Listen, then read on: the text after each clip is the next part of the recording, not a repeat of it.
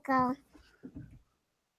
Guten Abend, meine Damen und Herren. Ich bin Scribe und das ist einige dumme Amerikaner.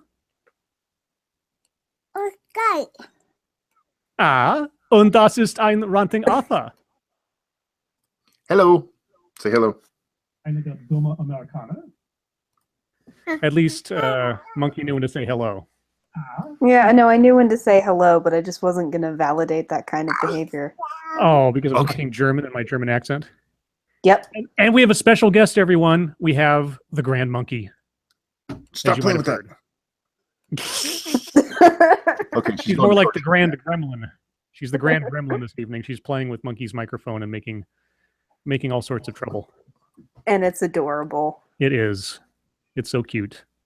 It's the best thing that's happened to this stream. Come here. Don't torture the cat. Come see these guys. Come say hi. Okay, I gotta go save the cat. You guys have fun. I'll be right back. Okay. Yes, we'll be vacillating back and forth between and just oohing and awing over the cuteness of Grand Monkey. So, how are you tonight, SDA? I'm good. Yeah. How are you? I'm okay. How are you? Just answer that. I know. Let's see. So what do we want to do as we wait for Monkey? Do we want to start with news? We can start with the news.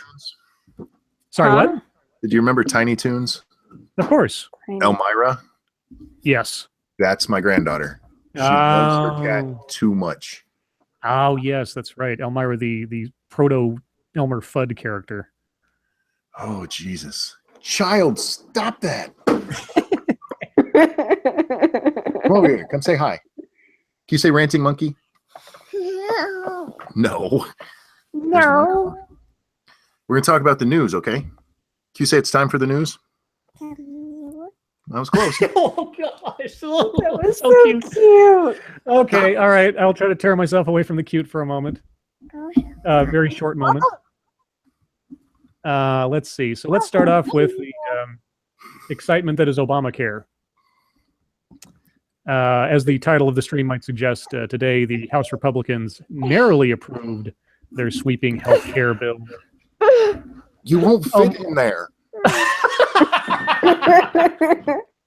What the heck is happening? What are you doing?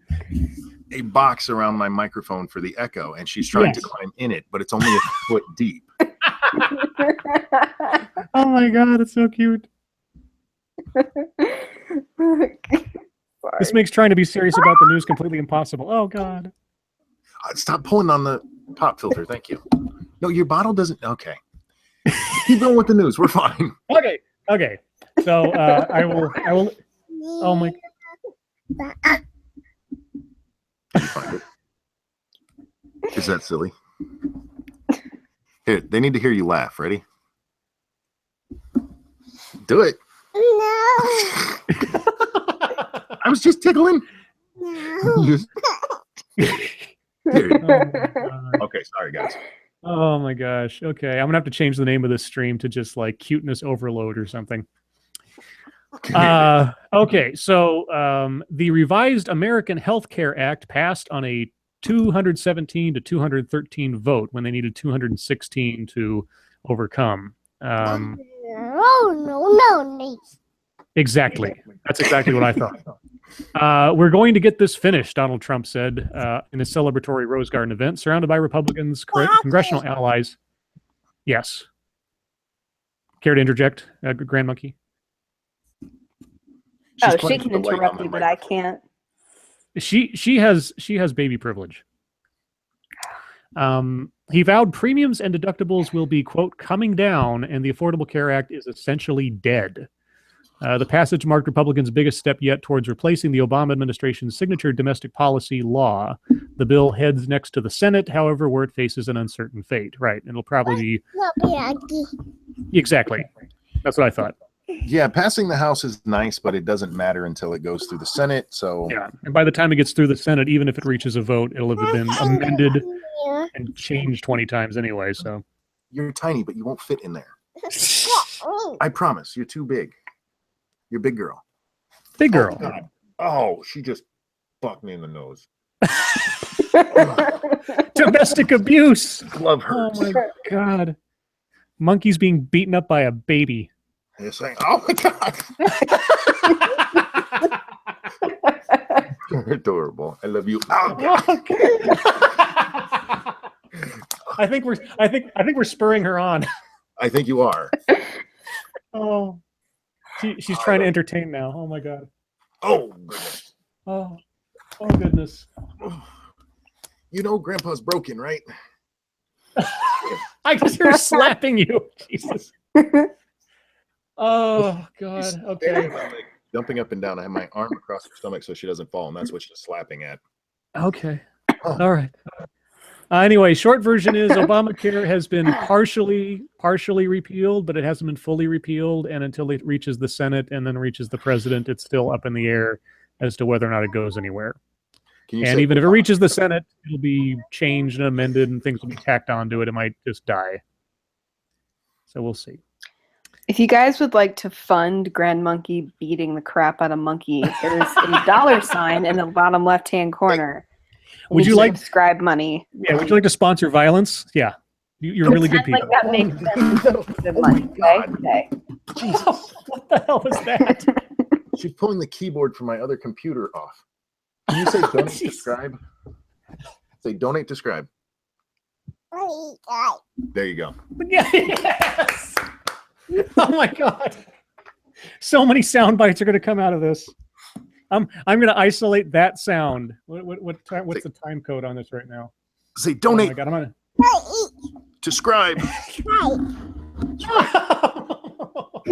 It sounded like she said, "Don't eat to Scribe." Don't eat. Don't eat to Scribe. to Scribe. Say, give him my money. gosh. There Oh. you go. Oh, that was so cute. No. Oh. Can you say I love I'm you? going to take. I love you too. Ugh. You don't fit in there. You don't fit in. Okay, try again. That's what she said. Anyway. Oh my gosh. That's so cute. I gotta isolate those sound bits and use them somewhere. Yeah, sorry guys. This was not supposed to happen. No. I'm telling you. This is fine. She was almost asleep 3 different times, and she jumped up and would start dancing in her bed. Stop pulling on that. Thank you, Jordan. Thank you guys. Thank you, Jordan. Element. You don't go in there. Look, they gave Scribe money. Say cool. That's right. Say rock on. Thank you, Element. Say thank you, Element. Oh. Say thank you, Jordan. Cute. There we go. Oh my gosh. We'll get to a real stream here in just a little bit when Lady Monkey gets home and takes his Grand Monkey to bed. Thank you, Mike. No. Say thank you, Mike. I don't think she wants to go to bed, Monkey. I don't think she does either. No. She's now an internet star. But if she doesn't get her full 13 hours of sleep a night, she is a bear. Oh. Grand bear. We prefer monkeys around here, not bears, right? You pain in the butt. Okay. Okay, I'm going to be muted for just a few minutes, guys. Okay. You can just okay. Oh my gosh. That's too cute. That's just adorable. Okay, well, while he's wrestling the grand bear, let's move on to another news story. This one's kind of funny. It's not really a serious story, but I just found it amazingly We do funny news last. Oh, you want to do funny news last? Okay. Okay, well, how about Vatican and child rape? Yeah, that's the exact opposite of funny. Okay. I like it. This is from, who posted this? Someone posted this on our MSS news hashtag. Let me... Look at you guys using the hashtag. I know. Let me go find that real quick to make sure I'm not forgetting who posted that. That was... Grand Bear sounds like the leader of a homo-romantic BDSM cult. Okay. I kind of don't feel like it does, but thank you, Chad. So this story comes from our friend Amanda Knapp on Twitter.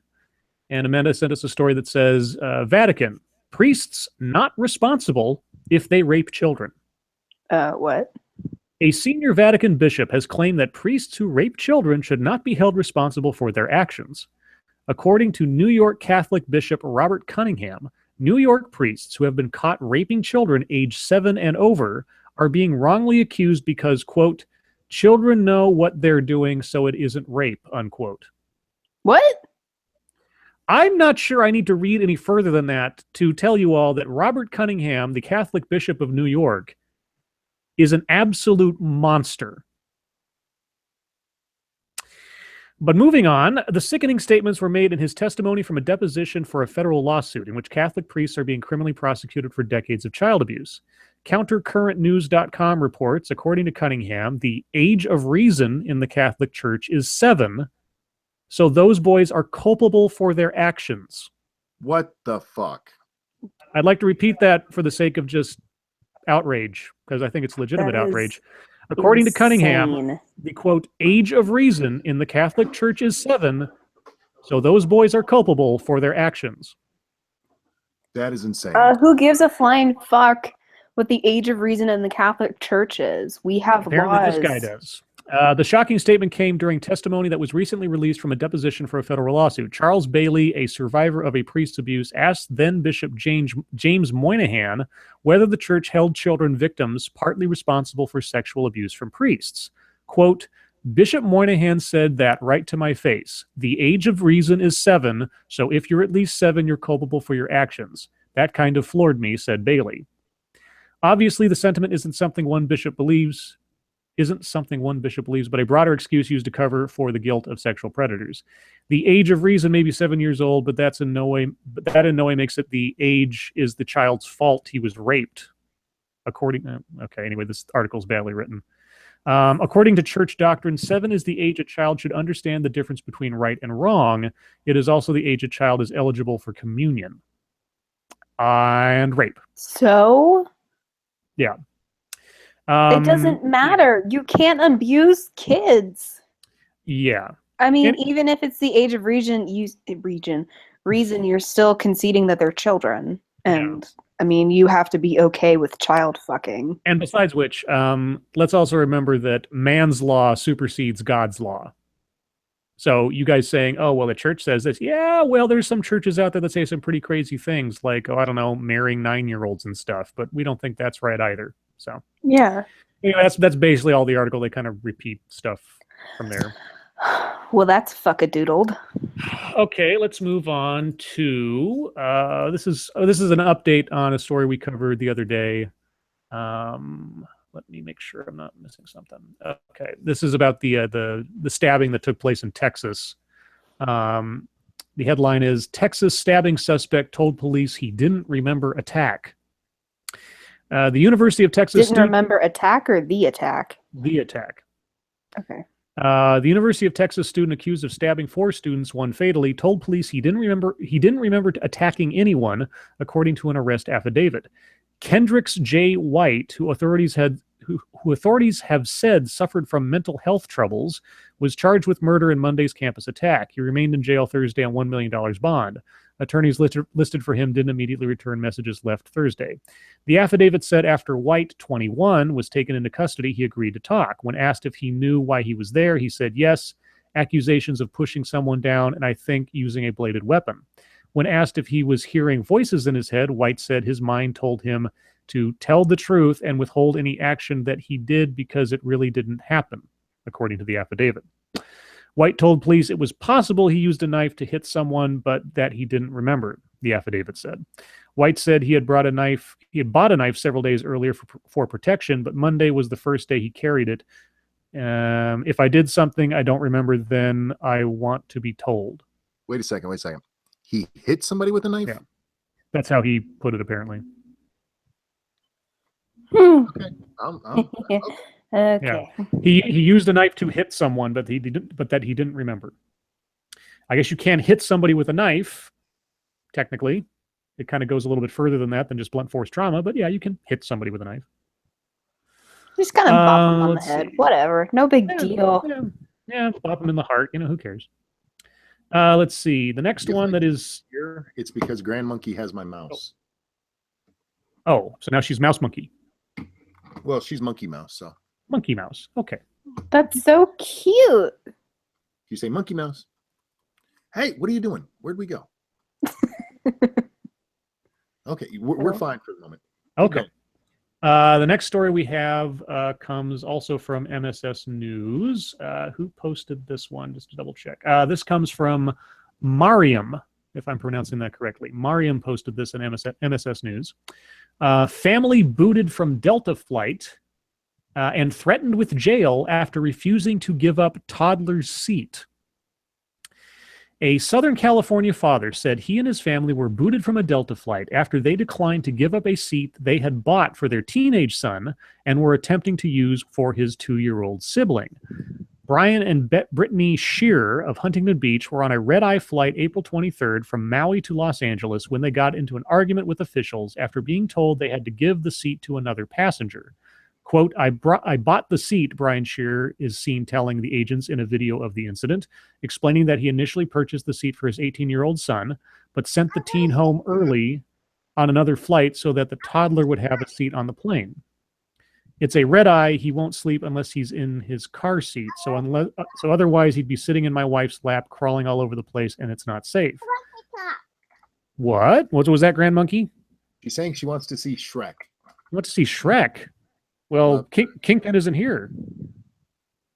SDA calls Kingpin in the Daredevil series Shrek. He looks like Shrek. I suppose a pale Shrek. Let's see. An agent told Shearer that unless he complied, he would have to leave the plane, which had yet to take off. So they were already seated again. This is the same thing. They've already paid for their seats. They're already seated on the plane. They weren't stopped at the gate or something from boarding. Yeah. Then they can remove me off the plane, he replied. You and your whole family, the agent asked. Yeah, that's fine, he said. What? So then it's going to be a federal offense, another agent quickly chimed in. And you and your wife will be in jail, and your kids will be... I'm reading the transcript here, so it's kind of choppy. The Shearer says, we're going to be in jail, and my kids are going to be what? Shearer interrupted. It's a federal offense if you don't abide by it, the agent said. I bought that seat, Shearer said. You're saying you're going to give that away to someone else when I paid for that seat. That's not right. Later in the video, an agent can be heard telling Shearer that according to Federal Aviation Administration regulations, his 2-year-old son could not occupy a seat during the flight and would need to sit in an adult's lap. I believe that is true. I have heard that before. No, if you have a car seat, they're supposed to have their own seat. Right, but they didn't have a car seat. So in the absence of a car seat, you can't have a small child in a full seat by themselves. They have to be in an adult's lap. I believe so. I've heard that before. I don't know. I think it's pretty. Well, I don't know. Now, someone can correct me if I'm wrong, but I do recall that being one of the rules that children below the age of X have to be seated in an adult's lap or something. Actually, they talk about it in the story. The FAA guidelines say that they have to be in a car seat. Mm-hmm. Yeah, I mean that's what they did with me when I was little. So if there's no car seat, then what is the alternative? I don't even know. Yeah. Let's see. So Delta. Let's see. I'm trying to find something more about this. In a statement released Thursday, the airline said, we are sorry for the unfortunate experience our customers had with Delta, and we've reached out to them to refund their travel and provide additional compensation. Delta's goal is always to work with customers and attempt to find solutions. Yeah. So, yeah. At least they didn't drag him off by his, ears or something. So. Well, I mean, if they didn't have the proper, I guess, accommodations for the child, then that kind of makes sense. Mm-hmm. So, okay, that was that story. Then we get into some of the slightly silly stuff. This is just weird, not so much silly. This is just something I found myself. This didn't come from MSS News. Greek tennis player handed lifetime ban for corruption. It's kind of a weird headline. Greek tennis player Konstantinos Mikos was banned for life on Thursday after being found guilty of 4 corruption offenses. A tennis integrity unit, they have those, investigation confirmed that Mikos offered another Greek player, Alexandros Yakupovic payment in return for agreeing to lose nominated sets and games in November 2013 at a Greece F20 Futures event in Rethymnon.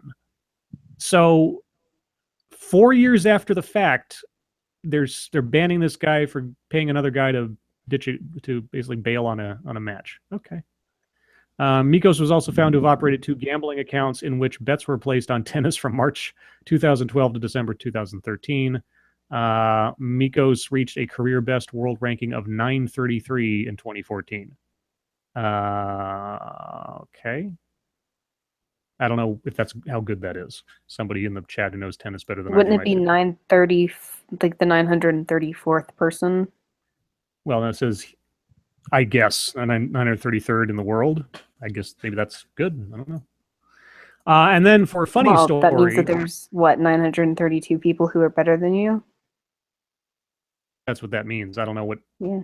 I don't know what 933 ranking means. It might be like an ERA or something, and just be an average of something else. Oh. Okay, so here's the really weird news. Now I want to preface this by saying this is the most meta news story I think I've seen in quite a while. So I'm going to read this. This is from the Washington Post. And I'm going to read this headline. I want you to think about it for a second. This is the headline. Unchecked fake news gave rise to an evil empire in Star Wars.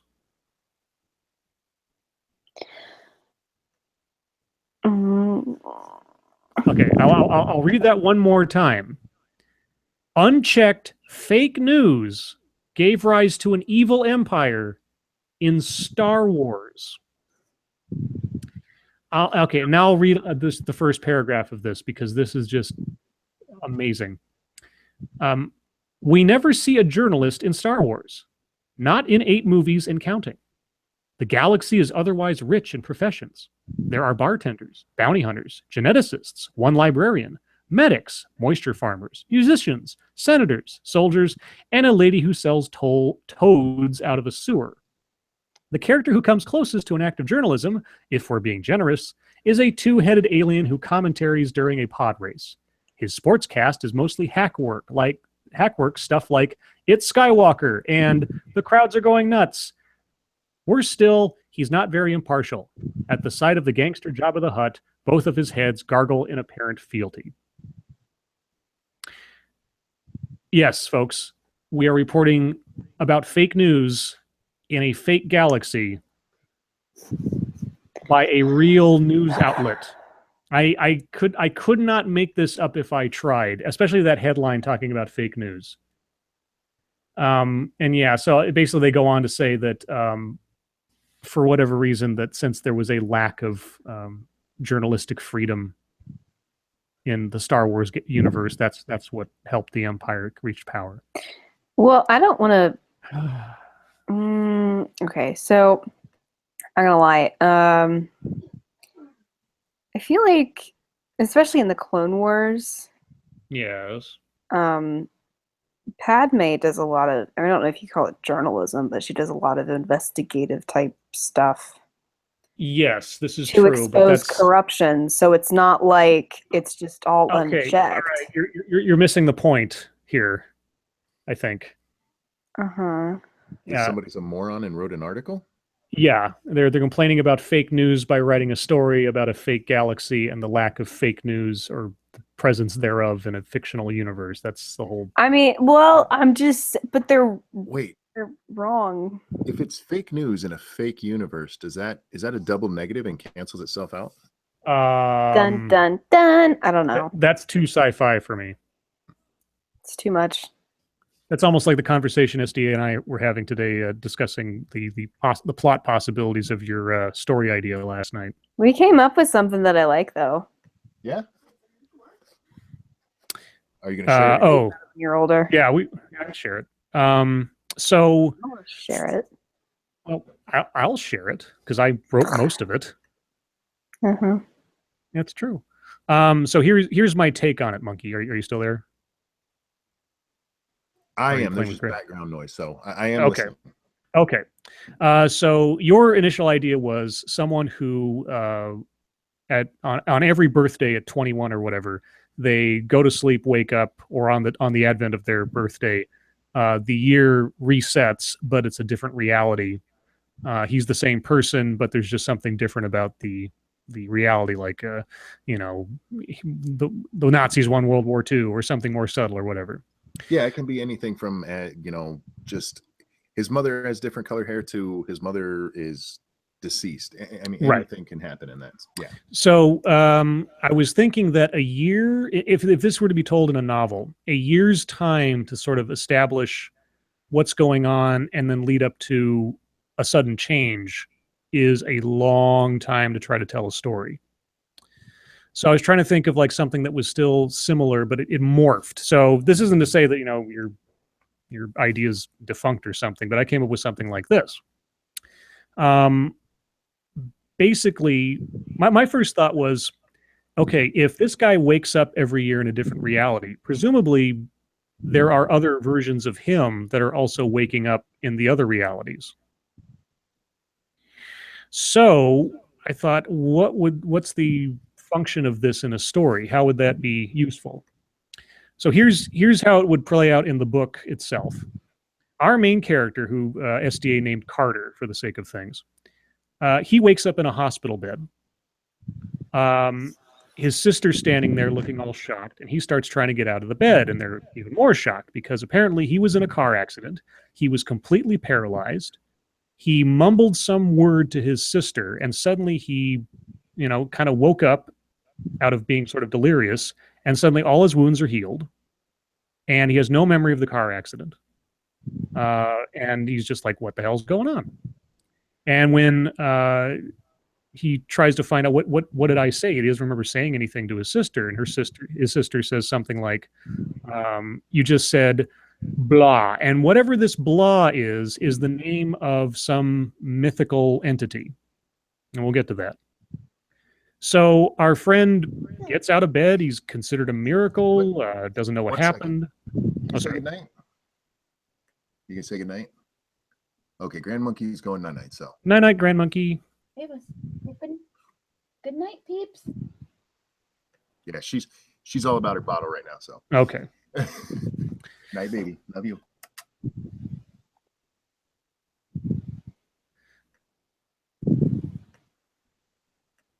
Okay. Okay, we're done. Sorry about that. That's okay. Okay, so well, anyway, the deep background on this is our friend, our main character, is actually an exiled and banished god of time and fate. And what has happened is that his power has been dispersed among the multiverse in such a way that every version of him only has a sliver of what he used to be and is not powerful anymore.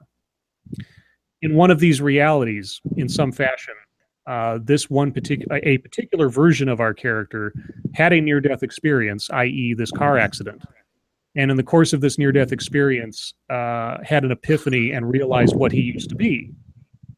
And so for a moment, he had that sort of omnipotence, or omniscience, I should say. And he realized that he can never regain his full power unless more and more versions of him spread across these realities understand and awaken to what they really are. And so he wakes up and he's completely paralyzed. He can't do anything. He can't write. He can't speak that well. He's pretty much toast. But he does know he has one trick up his sleeve with the little power that he has. And one trick is to shift himself through time and fate to another version of himself and push that one out and bring another one in. So his sister's standing there. He mutters the name he used to be as a god to his sister, and then shifts out of this reality to the next. And then a other version of Carter comes in and replaces him. And that little message, that one word, is the only clue that our hero has. And of course, we don't find this out until far later in the story, of course. So we start from his perspective of waking up in the hospital. And then over the course of the time, he, you know, follows up on this word, because eventually he comes across something in this reality that is not the same as the one that he knows. Something not catastrophic, but something very significant. We don't know what that is, you know, something that should be. And that, combined with his miraculous recovery, combined with the word that his sister said, it gets him thinking about what's going on. And he starts to maybe understand that something's kooky. And then he subconsciously shifts himself to the next reality. He doesn't know why. Maybe there's a trigger. We don't know yet. And then over the course of time, he starts coming to understand what he is, and he starts gaining extra powers. And eventually he starts leaving messages just like the guy before him did, but more complete messages. And then he just starts shifting all the way down the line to like all versions of him finally realize what he is, and then they unify, become the god again. And then the next part of the story would be him like trying to reclaim his place in the pantheon or something. That was my brainstorm over the course of talking to SDA. Real quick, we are getting a little bit of Darth SDA here. Hearing you breathe again. Just saying. SDA and I kind of shared a story there too, and it's odd how different this story becomes every time somebody talks about it. I'm really enjoying that part of it. Yeah, I mean it's kooky. I don't even know if it would work. It needs a lot of work, but just that was the. Well, yeah, I mean, I wrote a little short thing for Monkey because I thought he'd like it, and it was good. It was really good. And this is kind of funny. SDA's version of it is so much lighter than mine. Because in mine, the poor guy, his first year, he actually goes psychotic. He ends up in a psych ward because he doesn't understand what's happening. And then the next day, he slowly comes to terms with it, and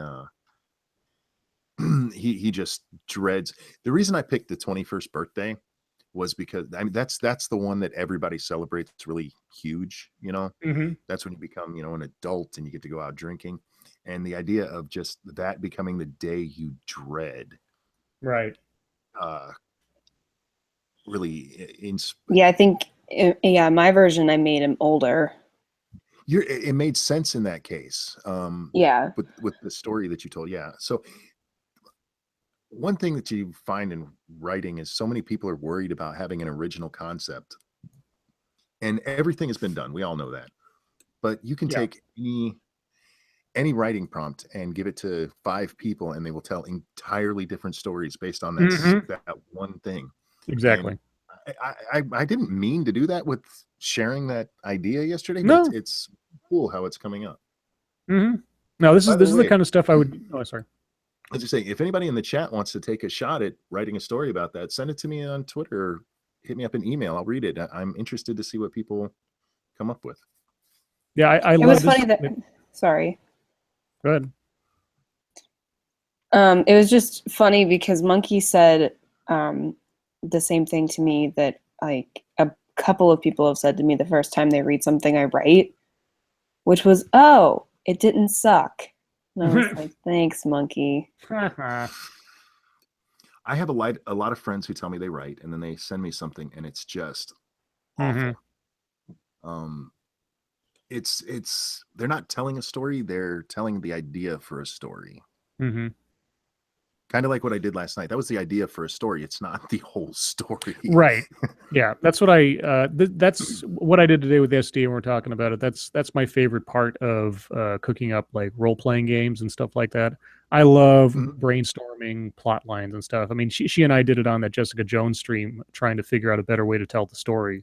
When I get into a situation like that, my brain just goes absolutely, ape, and I love it. And it's the most fun in the world. And even if it doesn't go anywhere, and just the fact of trying to like game out the idea or try to find a way to make it interesting is really enjoyable. Yeah, I mean, that idea is. I mean, there's so many ways you could use that. You could use it as the main plot line. You could use it as a tiny little subplot. I mean, and within all of that, there's so many different things you can do with it. Because something that I think a lot of people worry about is if they like a series or they like a concept, they're afraid of completely ripping the concept off, which is reasonable because you don't want to do that. But there's a way to take inspiration from a concept and make it completely different. Yeah, that's the whole fun of writing and storytelling. But yeah, I was honestly very surprised at your writing, and I really enjoyed it. And it's I did find a typo, but you told me there might be one. Yeah, But- I didn't. Yeah, I can't spell either. So Well, neither can I. So if you misspelled something, I missed it. But there's some reason my brain will always catch it if there's a double word in a story. I actually had a friend who has a published book, and I bought it and I read it, and it was a good story. But the one part that jumped out at me is that in one place she said she used the word ARE twice, and it just caught my attention. So the editor didn't catch that. They did not. It's the only thing they didn't catch, so that's not bad. But because of me, there's a revision of that book.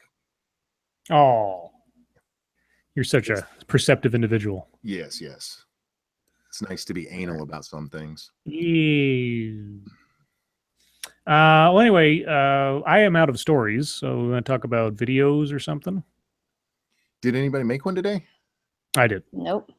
What was yours about? I had monkey or Yes, you had Grandmonkey. So the other day I found this promo from Yahoo of all places, extolling the virtues of their diversity. Oh, and so it's one of those things where it's like, look at us and how diverse we are. And of course, the entire time I'm going like, okay, what do you mean by diversity? And they offer a whole lot of different interpretations of what that means. In one instance, it's like diversity means respect. I'm like, diversity means respect? Later on, someone else says diversity is those teeny tiny interactions with people or exchanges with people. I'm like, what? And then somebody else says diversity is an education tool. I'm like, what are you doing? And then they're like, we work to make our workforce resemble our user base. And I was like, resemble how? Well, this is for Yahoo, so their user base is a bunch of fucking morons. Well, no. So I looked up. I was actually curious. I'm like, okay, what is Yahoo's user base? And I found this breakdown from 2015 of each major search engine's share of global reach in different countries. Like, in most countries, Google has like 90% or something. The two highest shares Yahoo has, were in Japan and Hong Kong. And that varied from like 40% to I think 28% or something. Damn. And so I said, well, then I guess most of your workforce must be Japanese and Chinese then, right? Because that's mostly who uses you. But it's not. And then they're talking about, we are Yahoo. And I was like, well, actually, you're Verizon because you just got bought. And then they had a quote from Marissa Mayer saying, oh, yeah, the diversity of our workforce, more people who are, more genders and more ethnicities make a company more prosperous. And it's like, wow, you cracked the code, huh? Is that why you sold for such a cheap selling price to Verizon? Yeah, so it was just one of those videos that kind of caught my brain with all the claims they made. Oh, and they also said they had 1 billion unique users per month on Yahoo. Damn. And I thought, 1 billion? Wow, that's a lot. Is that true? 1/6 of the planet uses Yahoo monthly. Exactly. Right. 1/6 of the planet. I was like, holy cow. And guess what? They don't. They don't. So I looked it up, and there's a service that actually aggregates the unique user count of the major search engines and their related sites every month. And Google altogether had in the month of March of this year had something like 254 million. And I thought, wow, Google only had 254 million. You have 1 billion a month? What was Yahoo's total? 197 million. I was like, that's less than a billion. By a lot. By quite a bit. So maybe that's why you guys sold for such a cheap price. Anyway, so yeah, there was that. It was just sort of one of those happy-go-lucky, look at us, we're so oh, and the other thing they did, they profiled the fact that they have things called employee resource groups. And these employee resource groups have names like Southeast Asians, the Black Network. I forget what the other ones were. There's Pride, there's Women in Tech. Anyway, there are all these little resource groups for very specific people. And this is all coming out of the Office of Diversity and Inclusion. I said What? the Office of Inclusion is setting up groups that are delineated by race or sexual orientation or gender. And then my follow-up questions were, so were the resources these groups provide previously denied people that fell in those categories? Or are these groups providing benefits that are not available to anyone who doesn't fit into these categories? Which one is it? It was I just, wonder if they have a white group. They do not. At least they didn't list one. Yeah, I would imagine. they Yeah, would. there was one for veterans, which I suppose can cover the gamut. There was one for veterans resources, which, I mean, that one I can't find anything necessarily wrong with that. I would hope that of course, given how our Veterans Administration has been functioning the last several years, having your company also supplement that seems decent. But the rest of them were like, yeah, Southeast Asians. There was one called Esme or something. I forget. It was some weird name. I thought, I don't know what that means. I'm obviously a dumb Yankee, so I don't know every language. But anyway, it was just, there was that. And then I'm currently working on Dr. Courtney Baker, my favorite inspirational counselor, female entrepreneur person. Was Posted that the another. blonde chick? Yes. Okay. Yeah, she posted another video today talking about where are we going to be in 100 years? And anybody who's following my recent videos knows exactly where I want to be, but we'll get to that when I get to the video. What, like dead What? or something? You want me? I'll be dead in 100 years ish. My moon base. Oh, Yeah, anyway. was I supposed to know that? Well, if you're a fan of my videos, you would, but apparently not. So you're not. So thanks. Oh. I see how it yes. is. Scotch, yes. Happy Star Wars Day to everybody. Oh, yes. May the 4th be with you. May the 4th be with you. Scribe, do you remember the first time you watched Star Wars?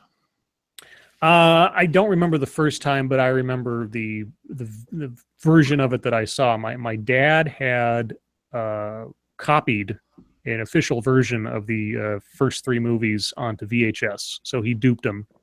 And so they were the grainy, crackly versions of the original theatrical releases, but the TV versions of Star Wars.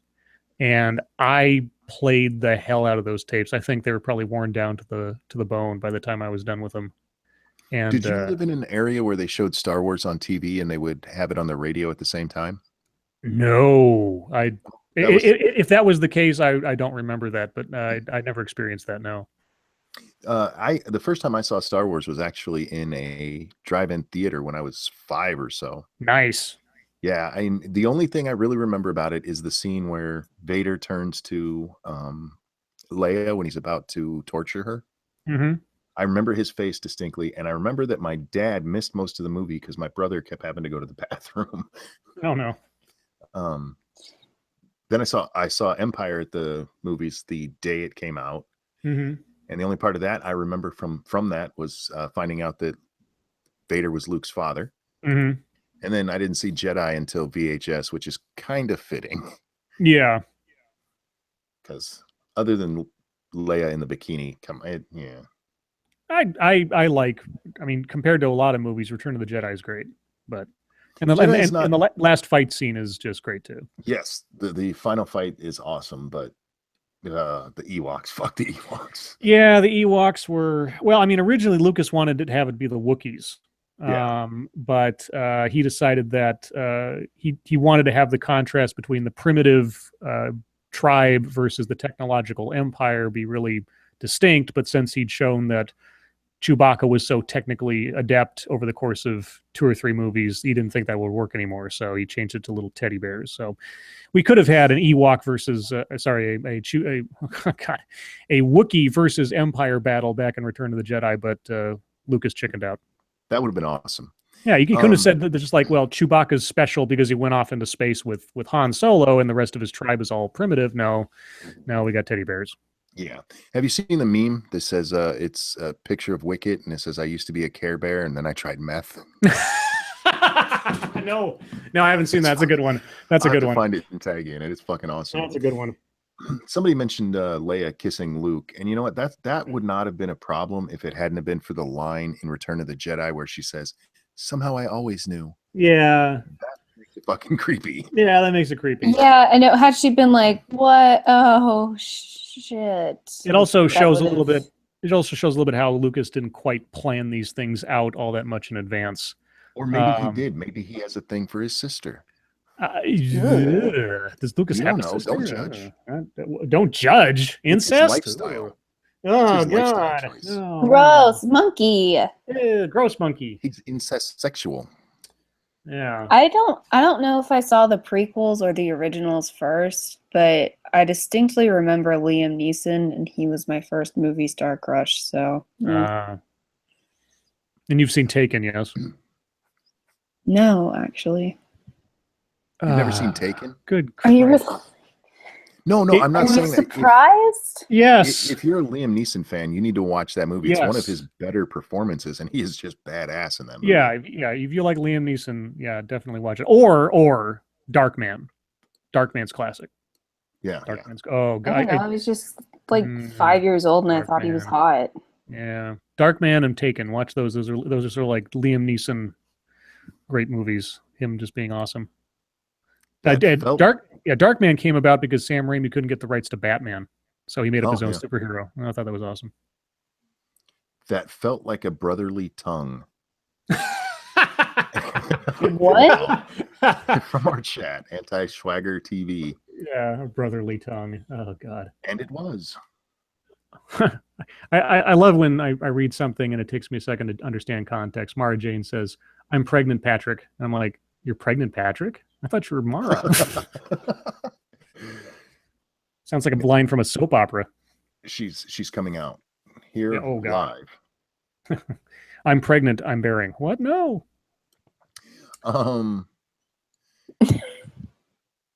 Star Trek is a bit boring. It always takes place on a ship. That's not true. They do a lot of landings. You just don't want to They be beam wearing red down. when you do.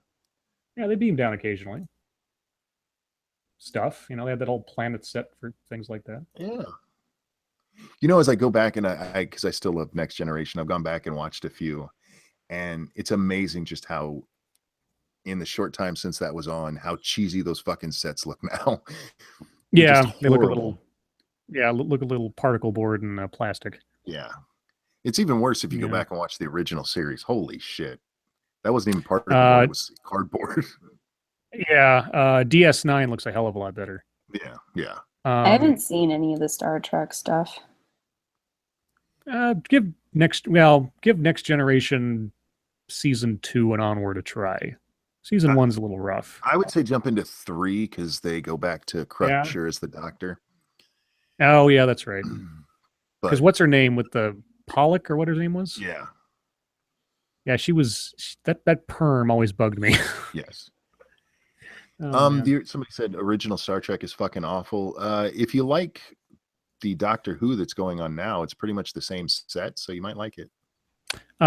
If you are a fan of the original series or just a fan of fan ingenuity and industriousness in being lovers of their subject matter, look up Star Trek Continues on YouTube, because those guys recreated down to the bone the look, the effects, the costuming, the style, the effects of the original Star Trek series. It's really impressive to watch. Even if you're not a huge fan of the original series, I doubt you would be able to say anything other than praise for people that put that much work in to try to recreate something from 40 years ago or 50 years ago now.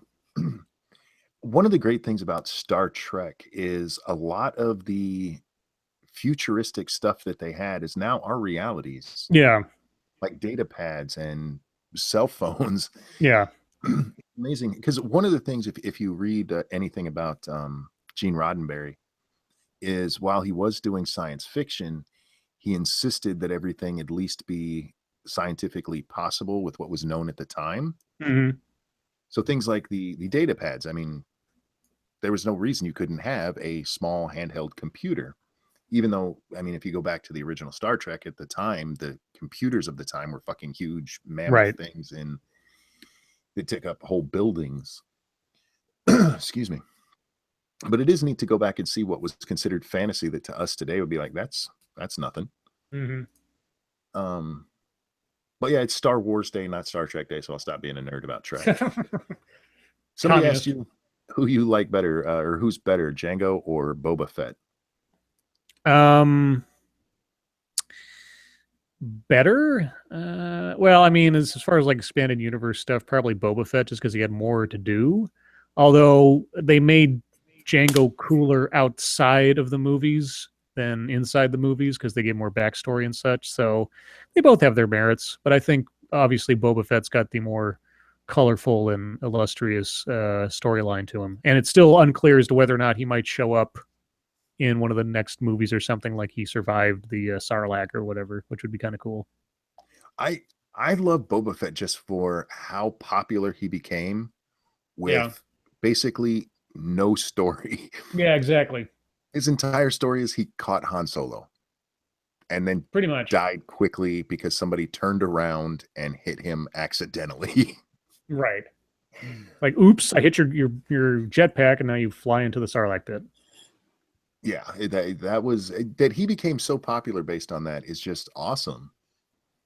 And it's one of the things Lucas tried to, and you see it in Star Wars still, they keep trying to recreate R2-D2 and Boba Fett, and it doesn't work. Just write your damn story and stop trying to make, because that new little gay rolling robot makes no sense. But he's so cute. He's not even that cute. R2-D2 is cute. R2-D2 is really cute. He's spunky. He's got an attitude problem. He's probably the smartest person in any. Well, he's the smartest thing in any of the movies. You can't. I love R2. That. But yeah, that little rolling robot, especially when he uses his little hand that comes out so he can interface with other things. Yeah, rolling, since they put that on the rolling part, he would have to back up and go forward and keep trying to make sure he lined up correctly. It's just magic. It's movie magic. Fucking stupid is what it is. Yeah, it's true. Robot. It's Anyhow, I didn't mean to turn us into Star Wars if we weren't going there. That's fine. Why do girls think the orange bowling ball is cute? Because it's cute. It's not. It's a cheap ripoff of R2-D2. You know, R2-D2's cuter. I just like, why can't I like them both? I like R2 better. Wrong. Because because you're a girl and you don't know sci-fi. That's right. Mm-hmm. Bitches don't sci-fi. Yeah, well, you like the sci-fi story I wrote for you, so. Yeah, there's no rolling robot in it. It is cute. No, it's not, Mara. Somebody said their favorite Star Wars stories were written by BioWare. I would agree with that, actually. That's almost true, yeah. Knights of the Old Republic, the original, is probably my favorite Star Wars story. It's really good. Even if you guess the ending is just still so fucking awesome. Mm-hmm. And then I didn't. The first time I played it, I didn't see it coming. I was like, holy shit. Yeah, neither did I. I was blindsided by it. But it was awesome. And then the second one, by the way, the second one wasn't written by BioWare. It was written by Obsidian. Yeah.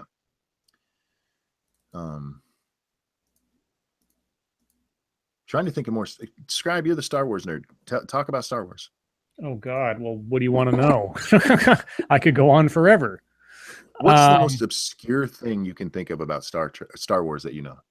The most obscure thing about well, and this is going to be difficult because now the question is, am I remembering something that is expanded universe that's no longer canon, or remembering something that's canon? The most obscure thing I can think of, let's see. Okay, well, the bounty hunters that you see in Empire Strikes Back. You know, the ones lined up with Darth Vader and Boba Fett and all them? Mm-hmm. Yes. Sorry, I had myself muted. I'm making noise here. Keep going. Okay. So first and foremost, I can name all of them. But secondly, two of them are a matched pair. They're a duo. Not that there's two droids up there. One is IG-88. That's the tall one with the cylindrical head. And the other one is a droid with it's colored black, and he's got like these big bug eyes. And that's 4 LOM, the number 4 LOM. And next to him, if I'm not, if I feel at least near him too, is a short little other bug-eyed looking guy, and that is Zuckuss. Zuckuss and Forlom were partners. Zuckuss is a Gand. That's the name of his species. They can only breathe, I think it's not helium. It might be methane or something. And Gands are, there's a special kind of Gand called a Findsman. And Findsmen are Gands that are born with a slight connection to the Force that allows them to hunt things. And so Zuckuss became a bounty hunter because he's a Gand Findsman. Huh. I don't know if that's the most obscure thing I know. And again, that might all be just retcon now because of the overtake of the canonicity of things. But I always like Zuckuss and Forlom because their story, there was a book, an anthology book a long time ago called Tales of the Bounty Hunters. And it told the stories of each of those characters expanded on in the course of the Star Wars universe, at least as far as these tales are concerned. And Zuckuss and Forlom, they were hunting Han Solo, and they ended up becoming heroes to the rebellion accidentally.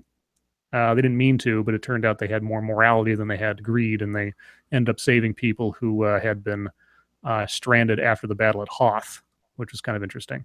And then IG-88, the tall droid that you actually fight in Shadows of the Empire, if I remember correctly, in the video game, his story apparently, at least in that book, went on to be that he found the Death Star, the second Death Star, before the rebellion did, and actually uploaded his consciousness into the Death Star. And he had just taken over all of the Death Star systems as it exploded. Nice. So in the expanded universe at the time, which might not be true anymore, when the second Death Star explodes, it was almost entirely a single droid brain that could have gone around conquering the galaxy for robots. Yeah. So there's some obscure trivia for you. I don't know if it's, I think the number of rats in the Rancor's pit was probably the most obscure thing I ever sort of came up with. And that I came up with during a game of Star Wars Trivial Pursuit where I had 4 people on one side playing against just me and trying to win, and I beat their asses. Nice. And that was the winning question, I think. That was the ones like, how many rats are in the window of the Rancor cage? I said 3. And they're like, oh, God damn it.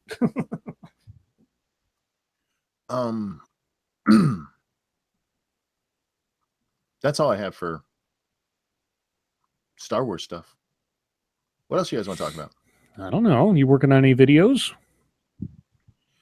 The same ones I had. I didn't get a chance to work on anything. When we got off last night, I went to bed immediately, woke up this morning when Little Butt did, and then it was been with her Grandmonkey. What about you, SDA? You got a final tomorrow, don't you? Mm-hmm. Your final. Yeah. Oh, is that the last one? Yep. And then what are you going to do with all your free time? Watch movies. There you go. That's a good girl. Okay, I'm not a dog. Good girl. I didn't say you were a dog. That was kind of mean. Jeez, what do you think? What kind of person do you think I am? Whistle letter. A what? I was waiting for it. All right. Let's see what else is going on. Well, I do have one story that I could talk about that I was going to hold off if we ran out of anything else to talk about. It probably only concerns maybe me and SDA since we're currently in the process of watching such things. But the Inhumans TV show, which is a Marvel property, which is currently in production. I found out today, I saw the first photos of the characters in costume today, and they looked decent. But then I found out that the showrunner of Inhumans, the person in charge of the show's production, is the same person who ran Iron Fist.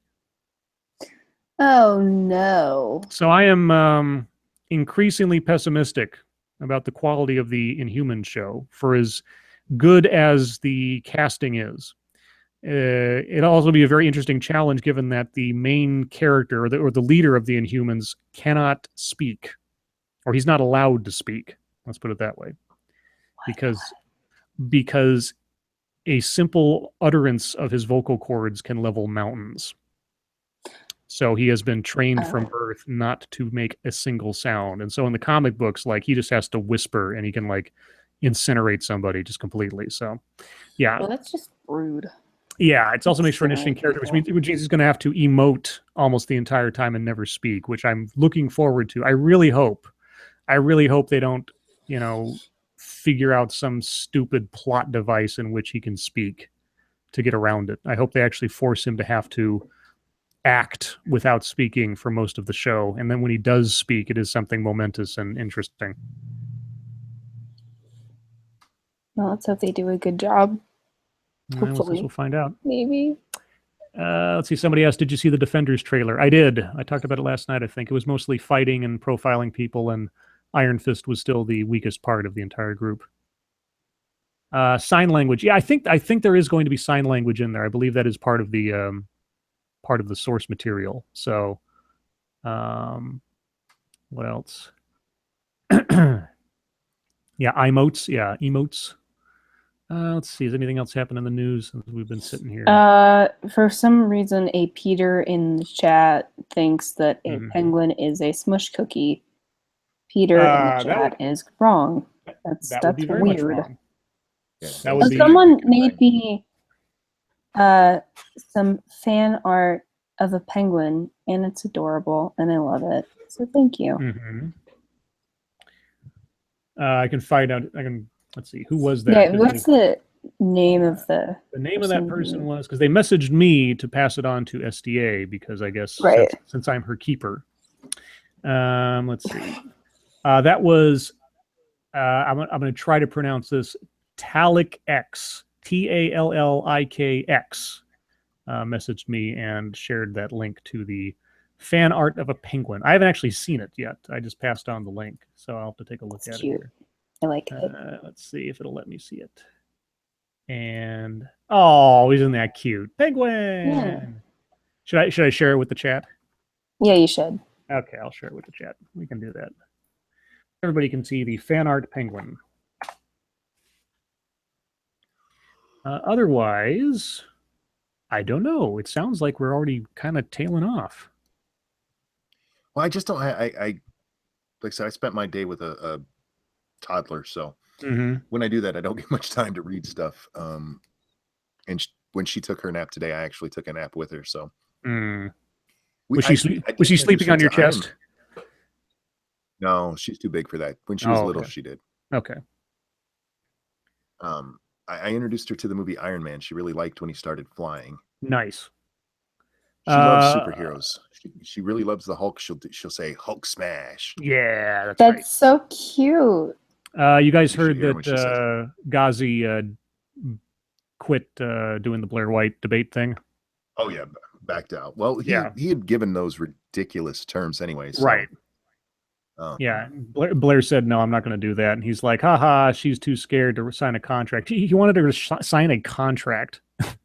Yeah, which gave control of the video to somebody else. Took half the money. The money part I didn't have a problem with. I mean, it's kind of a weird thing to do, especially with, I mean, how do you make sure of that with videos? Well, Blair's solution to that was to just demonetize the thing. Yep, that would work too. Yeah. Which is what I would have done. Yeah, Ghazi was just being a little bitch. He didn't actually want to debate anybody. He's a little cocksucker, and I don't mean that he's gay. I mean, he's a cocksucker. He is also gay, though, so. Yeah, but if you're gay and suck cock, I have no problem with you. Well, I'm just saying he's a double cocksucker. He's a cocksucking cocksucker. Jesus. He is. Double cocksucker. Double cocksucker. That sounds like a good Pornhub title. You're welcome. Yeah. I'm full of good ideas. Ooh, 4 ways the Obamacare repeal makes rich people or helps rich people. Oh, well, I saw a thing that Lacey Green was all upset about, where it was like, if you have a C-section, if you have injuries from rape or something like that, or postpartum depression, that's going to count as a pre-existing condition. And so they were like, why do Republicans hate women? And I'm just thinking, so if you have a pre-existing condition, then don't you have a pre-existing condition? Yeah, no shit. Mm-hmm. I mean, like, postpartum depression is still a pre-existing condition. Yeah, any condition that you have before you get the insurance is pre-existing. Yeah, I mean, so, you know, so if you have so if you're going to have complications the next time you get pregnant because you had a C-section, then that's a pre-existing condition because it's a condition that was pre-existing. Well, this is kind of what I was talking about with my video to Irate Bear and the kind of shit that gets pulled by the regressives.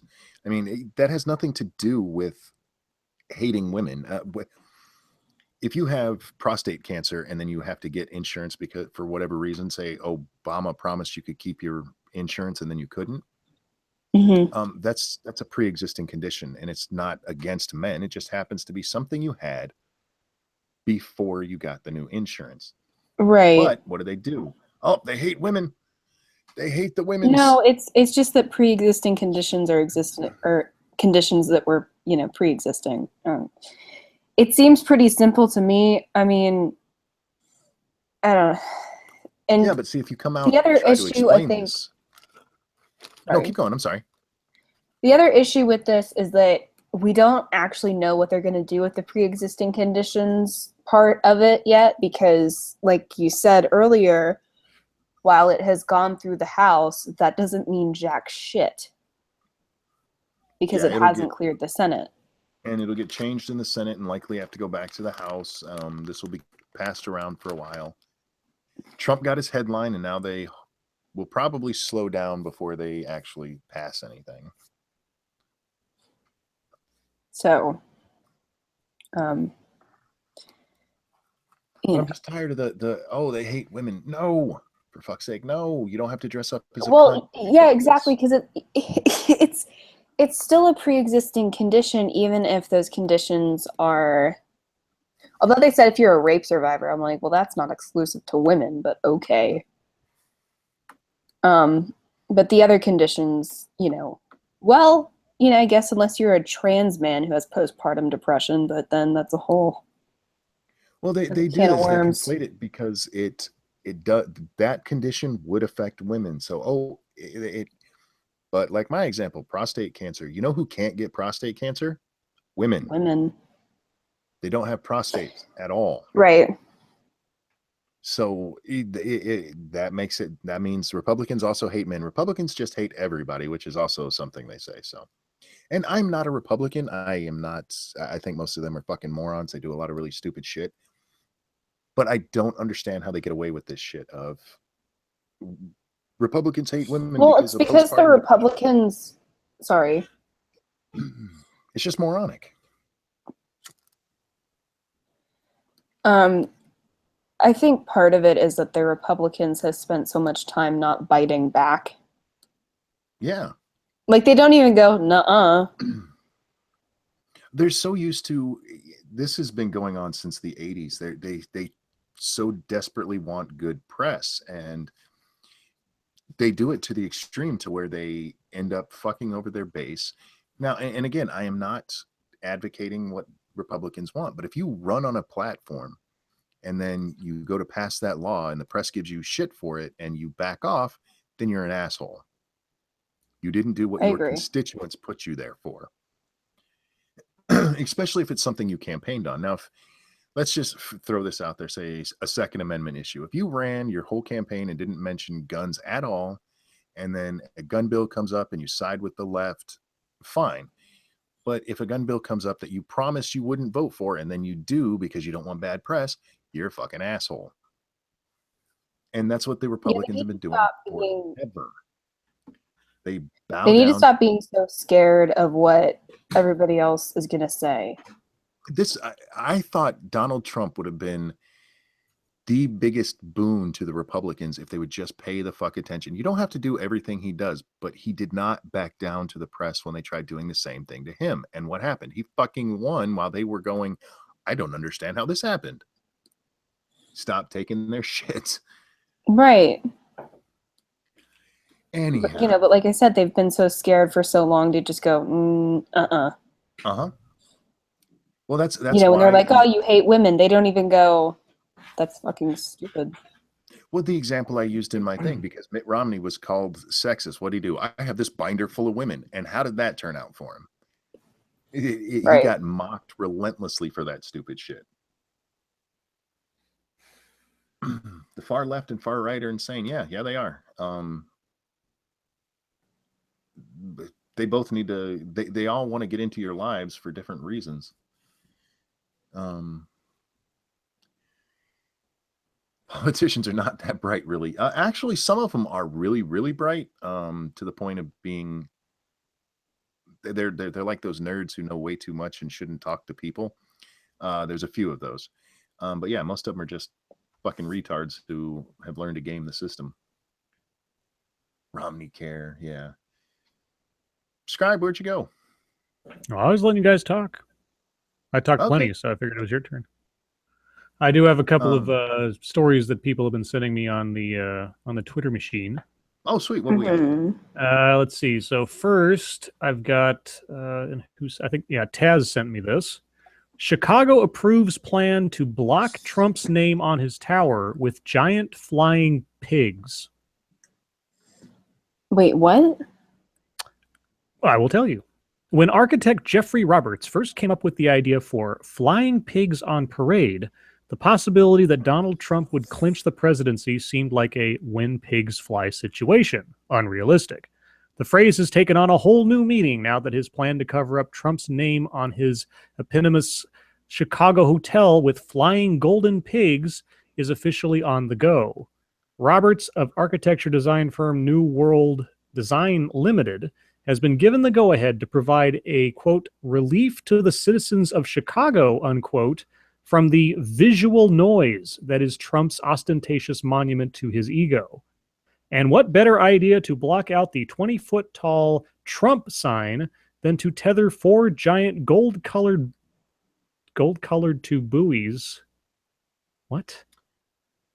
Oh, God. Anyway, the guy wants to hang 4 inflatable pigs in front of the Trump sign. That's basically. Would it be at all actually defacing Trump's? No, they're floating. They're floating without touching the building. Oh, okay. But yeah, and the point of that is just to what, throw a fit? I would tell you, but Heat Street has decided to stop me from reading further because I'm not subscribed. I scrolled like 2 inches down and it suddenly put up a big window that, so I can't read the rest of it. So sorry, Heat Street. I'm not going to come back to you again. Sounds like a really mature plan. Yeah, I'm sure it's going to change the world. Changing the world one balloon at a time. Yeah, because this was Heat Street. This was the big... Anyway. And the other story I got sent from... Let me double check to make sure I know who this is. This was from... let's see. K. Jordan Schachts. He says this is a week old, but still funny. Twitter is going nuts for this penguin who found himself a waifu.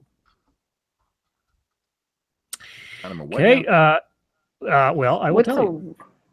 What's our hashtag? It's not on the hashtag. They just sent it to me directly. Oh. If you haven't been keeping up with the anime since Toonami went off the air, you'd be forgiven for not knowing about Kimono Friends, a hit media franchise from the creator of Sergeant Frog, where a magical substance has turned animals in a zoo into, you guessed it, cute anime girls. The series has spun off into merchandise, anime, and smartphone games that has become huge in Japan. It makes perfect sense. What are 2 things the internet can't get enough of? Pretty anime, mo designs, and adorable yet exotic animals such as servals, fennec foxes, and alpacas. Okay. It follows then that in real life zoos in Japan would want to cash in on the hottest trend by hosting special events and integrating the characters into their animal exhibits. If otaku and anime fans like the cartoon animals, why not see the real thing for themselves? One aspect of the cross-promotional effort took the form of simple cutouts that showcase the character in the enclosure of the animal that it was meant to represent. That's how we get the fateful meeting of Grapekun, the Humboldt penguin, and Hululu, the anthropomorphic Humboldt penguin, at the Tubo Zoo in the Saitama Prefecture. It shows pictures of this penguin staring longingly at this cutout of the anime girl, and like looking all wanting of it. And then there, of course, there's fan art people have drawn of the penguin getting personal with the anime girl, and that's as far as I'm going to go. So thank you. Did you guys happen to watch the video that I linked on Twitter earlier with the little girl? No, I don't think so. I watched part of it. Why? I just thought it is both one of the funniest things I've seen and one of the longest things I've ever seen.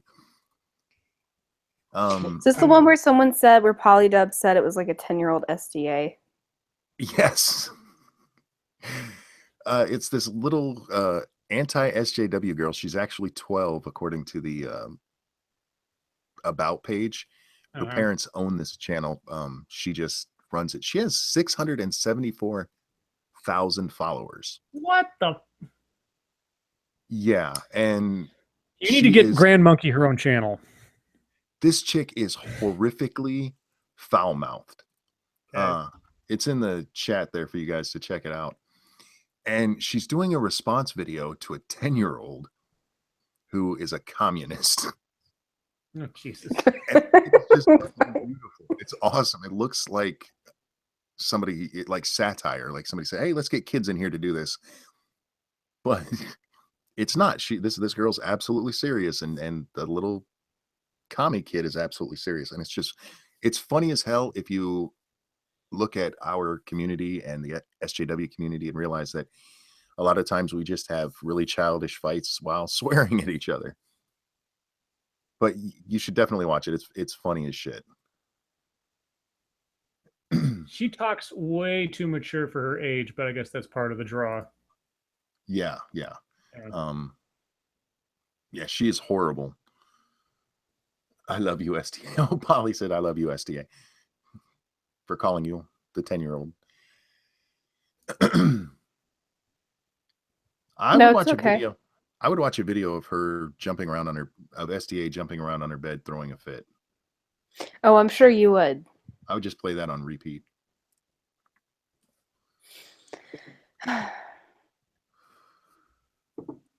It is great. In that video, she mentions that she's not going to be too mean because he's a kid. Yeah. That's so cute. It's funny, yeah. It's so horrible. silly. She's got a mouth like a drunk sailor. For those of you who don't want to watch, she starts off, she's lighting incense because she says it smells like fucking shit in here. And after it started like that, I had to watch the whole thing. I mean, I don't think that's something that I would have said at 10. But, yeah. Peter, you took that someplace bad. SDA braless, titties flopping everywhere. Oh, Jesus. Someone bop Peter. Be nice to Peter. You got a wrench, don't you? Fucking rude little girl. I love it. She is horrible. It's funny. Monkey will get mad at me if I bop Peter for that. Monkey will get mad at you. It's my channel. Oh, right. We're on your channel. I forgot. I'm sorry. I'm tired. Are we going to turn this over to the chat and see what they want to talk about? That's fine with me. That's good with Scribe. Yes, that's fine. It's your channel. Should we turn it over to chat? Sure, let's turn it over to chat since we don't have Grandmonkey here anymore. Because I'd give Grandmonkey a whole half hour just to like make noises. If she would talk more, if she knows she's being recorded, she won't talk. Right. If she's not being recorded, she will not shut up. Mm-hmm. That's my little girl. Oh, yep, monkey dick. Thank you, Peter. Monkey dick. You know what? Maybe don't say things like monkey dick in a childlike voice. Oh, is that bothering you? Yeah. Would you like me to say it in my German voice? No. Oh, what voice would you prefer I say that in? I don't know, just like your normal voice. I don't think I have a normal voice. I just had somebody say, commented on my latest video saying something to the effect of, "I congratulate you for getting Kermit the Frog to do the voiceover work for all your videos." Nice. He's That's like, he's awesome. usually doing Jordan Peterson impersonations, but like a har har har. What was somebody asking SDA? What inspired you to start writing? Start writing what? Stories. Stories, Oh, fiction. I don't know. Just kind of did it. Captain Assassin, listen to the first half of this again, and you will hear Grandmonkey. She was here for a little while. She's adorable. She is. You should see her face, though. She is just so cute. She knows it too. She will tilt her head at me, and so her head's tilted down just a little bit, and her eyes are looking up at me and give me the little smile. Oh no! Anytime she wants anything, I'm like, sure, have it. There you go. Scribe, did anybody ever find the token in your video? Oh, the Easter egg. Easter egg. Yes, I believe it was. Let me double check. I think it was. I forget their name all of a sudden. It's AYN, whatever the hell that means. All you need. What I was think the Easter egg? So at one point, the subject is making the argument that racism chips away at people's respect and dignity every day and everything. And he'd been trying to use intangibles as quantifiables to try to argue that these things have some kind, like he was trying to say, we can measure racism. I was like, how can you measure race? And it got to that. So anyway, the comparison I made is, how much does faith in Jesus weigh? And I showed a graphic of a set of scales with a crucifix on one side and a picture of the magical plunger on the other. And Nice. and it was a very brief little flash, and anybody just kind of looking at absent-mindedly wouldn't probably catch it. But I figured somebody, a fan of the streams might.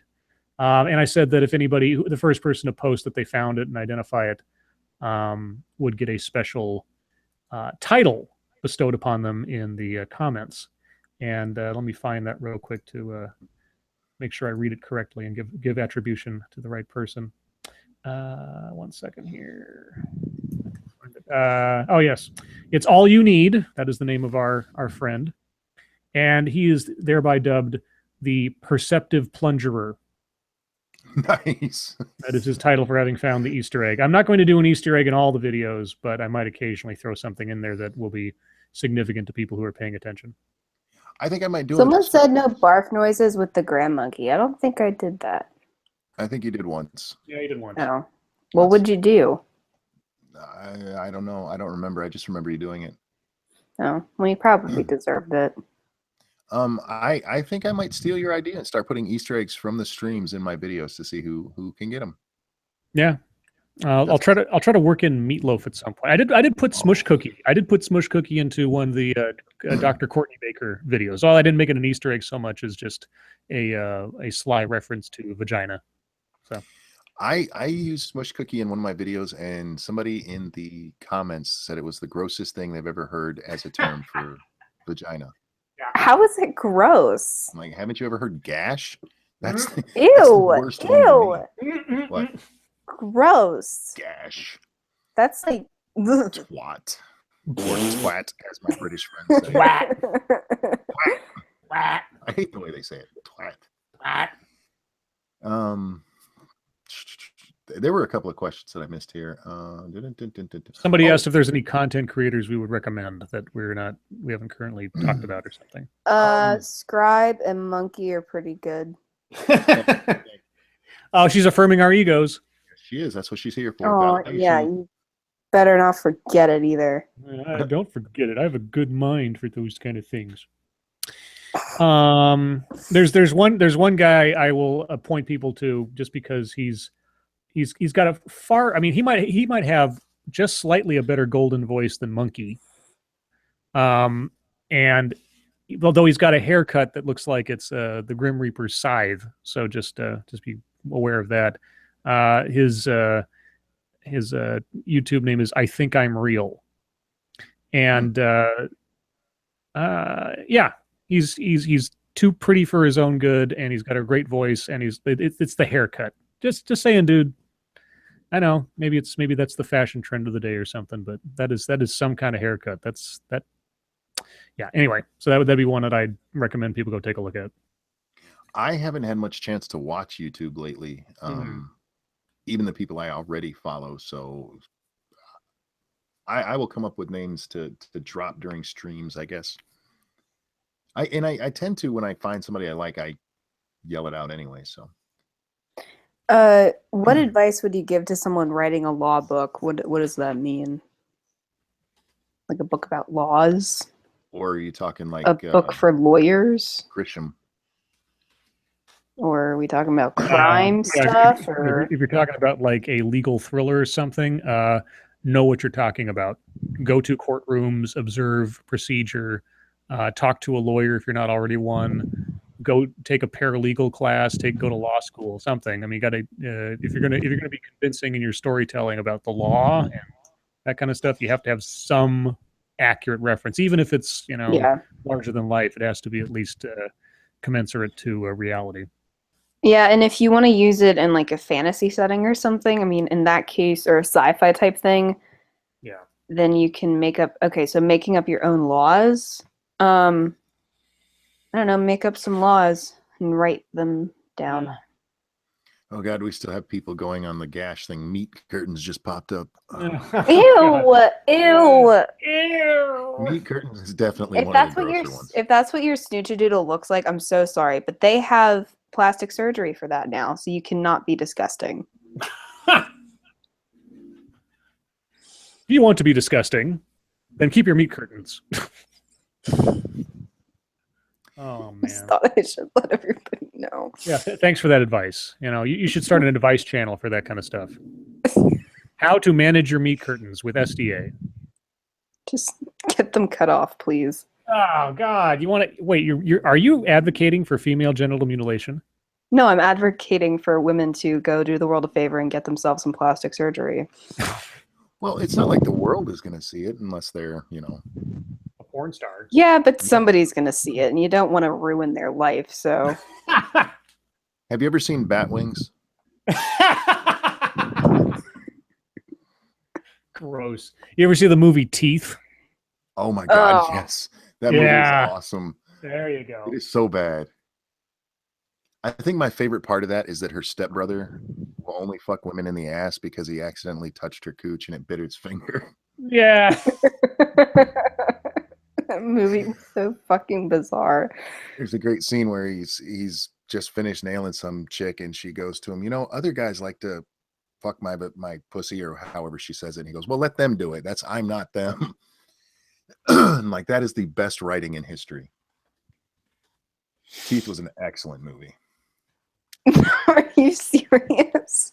It was. If you enjoy bad cinema, it's an excellent movie. No, yeah, that's true. That's true. And yeah, what's going on with it? Yeah, why would she want to interview him? Are we talking about Ghazi again? If you're wondering why Blair wanted to talk with Ghazi, I'm hoping that's what we're talking about.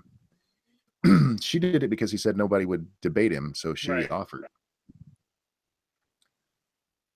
Oh, I do have a question. Mara earlier mentioned that milk is racist, and I'm wondering, are you going to breastfeed your child, or are you going to starve him because you don't want to be racist? Yes, DA, tell us. Me? Well, I'm not going to breastfeed Mara's child, no. Monkey, do you think Adindro sounds like Adam Carolla's illegitimate child? Ed sounds Actually, like a no. weird version of Peter Griffin. You're right. He kind of does. Yeah, I love Ed, but he kind of sounds like Peter Griffin. But it's not a horrible. I mean, I don't mind Ed's voice. I don't either. He just still kind of sounds like Peter Griffin.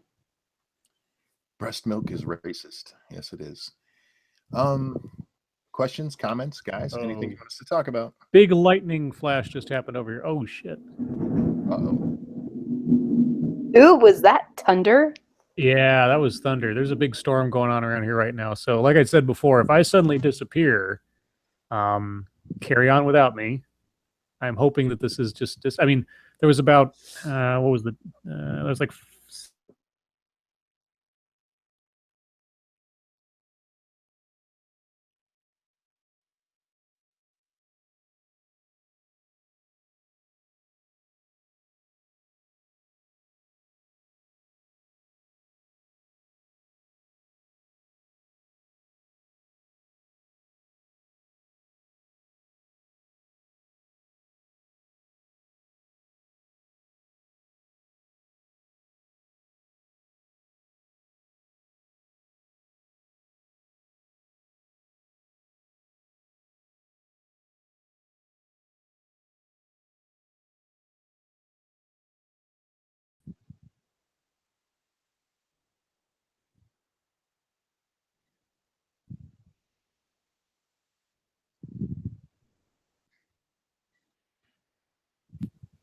Hello. Hey, What happened? I don't know. Can you hear me? Monkey? Could you hear me before when I was saying hello? No. Okay, well, something kooky was just going on. Maybe it's. Yeah. Hello? There we go. Hey, What the heck was all Hey. that? what happened? Well, Could you two hear each other? No, I couldn't hear No. anybody. Oh, I thought maybe the storm did something and now I was suddenly cut off from everything, but I don't know. so they weren't talking about Blair interviewing Ghazi. They were talking about me interviewing Marty. oh, You Which, interviewing no. Marty. What's controversial about that? he was kind Well, of a he dick made to it- her in a video. Oh, was he? I don't know this story. Well, he was just wrong in a video, Oh, more or less. okay. He was pissy because I used a Wikipedia article to cite U.S. rape laws, Okay. and he was mad about it. He was okay. I won't deny that using Wikipedia is lazy, but then I'm lazy. But I usually don't use it unless it's like the only thing I can get. Well, Well, I used it because it was the easiest thing to yeah, use. it's convenient. Yeah, it's convenient. And it's not like it wasn't sourced, so I didn't give a shit, and he was pissy about it. yeah, and But no, I wouldn't interview him because his mic is terrible. You My can't understand problem shit with he says on a Marty's- stream. my problem with Marty's video about you is that he didn't disagree with your conclusions. His problem was just with the source. Like that's a shitty thing to make a whole video about. I mean, slamming somebody. the only reason why he made it was probably just to get views Maybe. and to try to drum up controversy. Yeah, I still like We Marty. talked about it. Me and Marty talk. I still like Marty, but that was a dick video.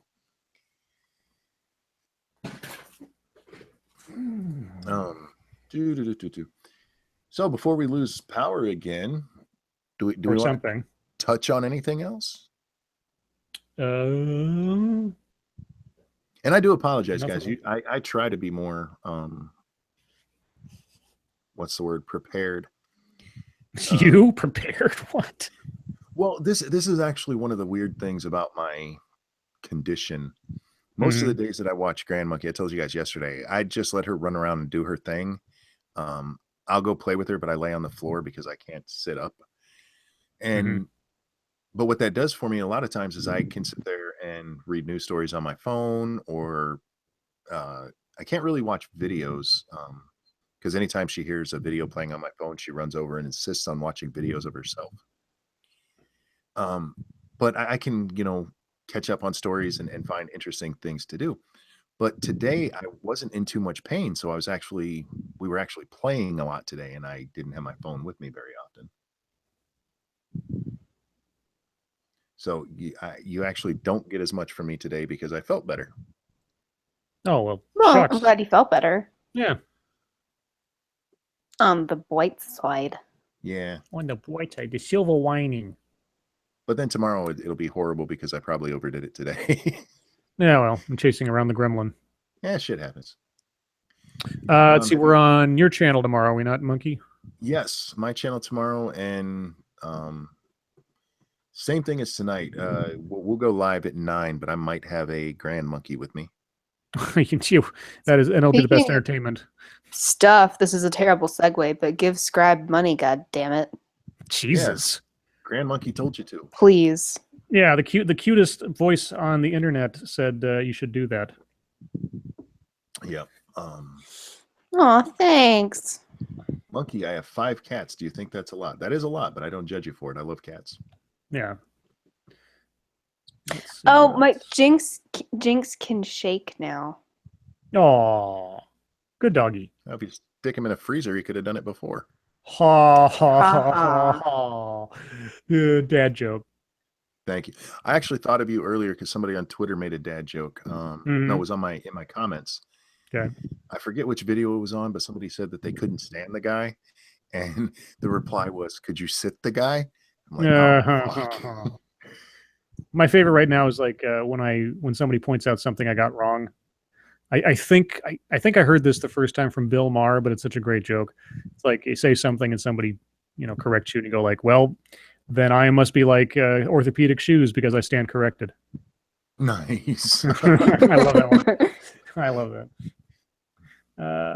Scribe is thank beloved you, of Timothy. Oh, whoa! Thank you, Timothy. Because Grand Monkey. Oh, geez, I don't mean to be pimping out your granddaughter, but apparently that's what's happening right now. No, we pimping at his granddaughter.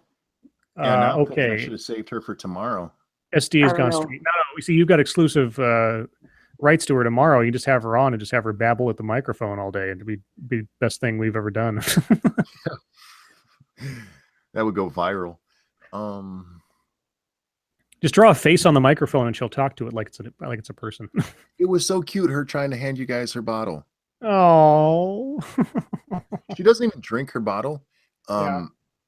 It's just a security thing. Yeah. So, and there's only ever water in it, and it has to be changed about every half hour because she'll suck on it a little bit and then put it down, and the water is now cloudy because she just backwashes into it. Right. Yeah. It's Gross. so gross. Yeah. But she offered it to you guys. Oh. That's gross It's and like- adorable. It's the thought that counts. Yes, you will find babies are gross and adorable all the time. I remember one time Oh, yeah.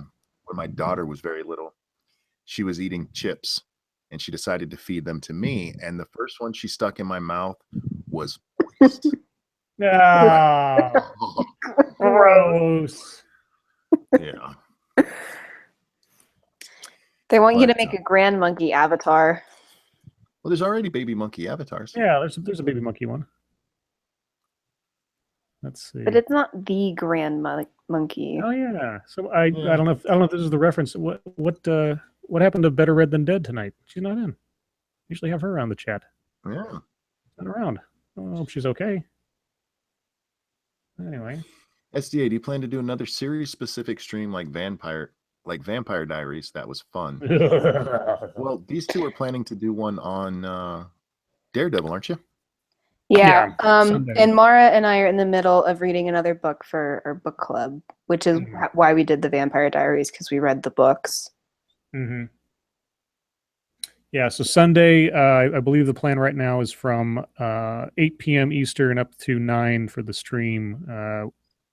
SD and I on her channel will be discussing Daredevil Season 1, which she just completed and took notes for. Yeah. Yay! My son peed on his dad's head twice. My husband never changed another diaper. Oh, you still change the diaper. You just go faster. Yeah, I was when my daughter first had Grand Monkey, she's changing her early in the morning. She changed her first thing, and you really shouldn't do that with a baby. Give them a couple of minutes. As soon as she undid the diaper, the stream hit her. I was like, oh, Ah, gross. you learn. No, I won't. No, at the rate I'm going, I'm never going to learn, which is fine by me at this stage of the game. If I never get pissed on by a baby, I'll be okay. So if SDA, if Some Dumb American likes something, is it SDA approved? That's Yeah, cute. I've made that joke in the past, by the way. Yeah. Just so you know. Why is it You weren't funny? the first. Because FDA. Do you know what the FDA is? Oh, Yeah. okay. Okay.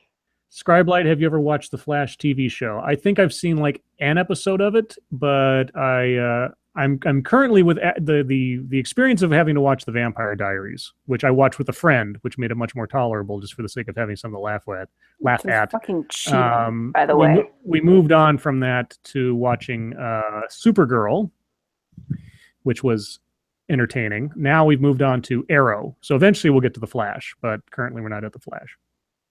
Captain Assassin asks, Scribe, have you thought about doing a streaming commentary on movies? We've actually talked about doing that.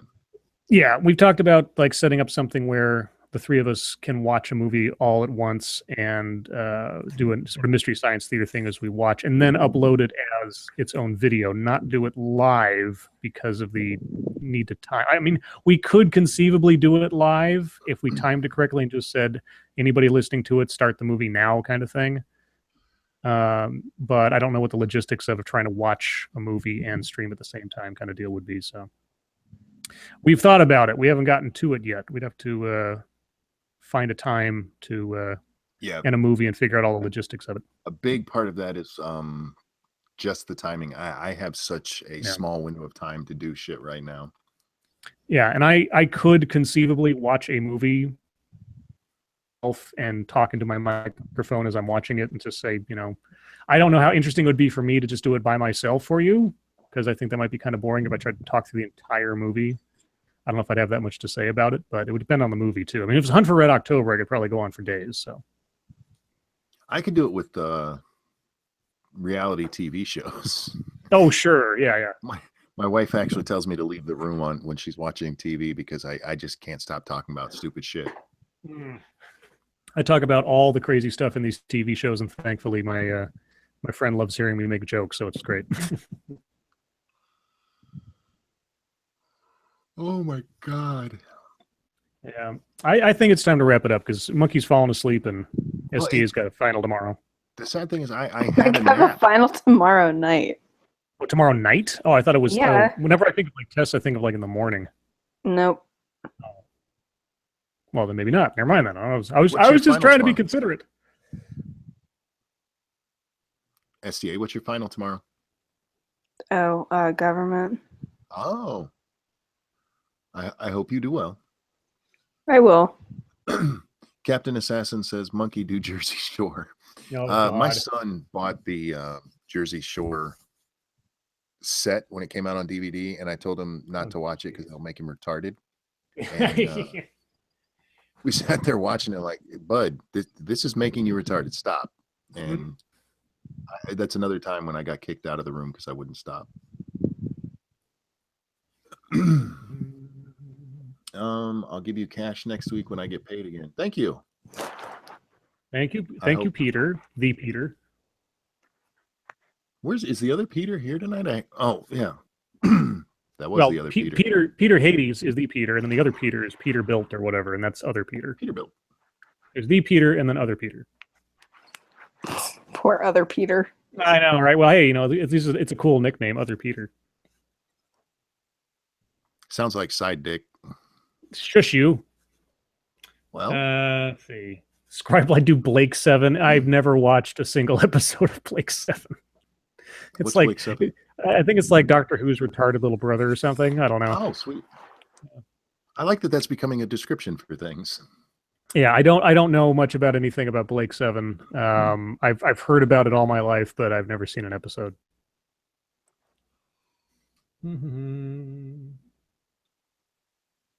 Oh man, other Peter makes me think cuck. Nice. Monkey, have you thought about having Grandmonkey's mom on a stream? I would love to. My daughter is funny as shit. How funny is shit? Well, be quiet. I was damn it! Now I lost my. All three of my children are funny as hell, and funny as hell. And hell can be funny. I didn't say anything. I would have them on. You were thinking it. I was thinking it. Is sound gone for everyone or just me? I hope it's just you because we're still talking. Yeah, I hope it's just you. If everybody else is telling us they can't hear us, then we got a problem. Because we can hear each other, which is good for once. Let's see. What is the best way is to ask?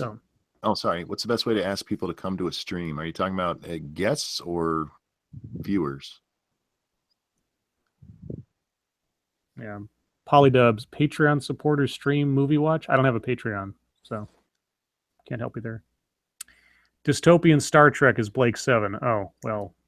Oh. That's yeah. I mean, I do like the episodes where we go to the mirror universe and everybody's evil, but yeah. What else?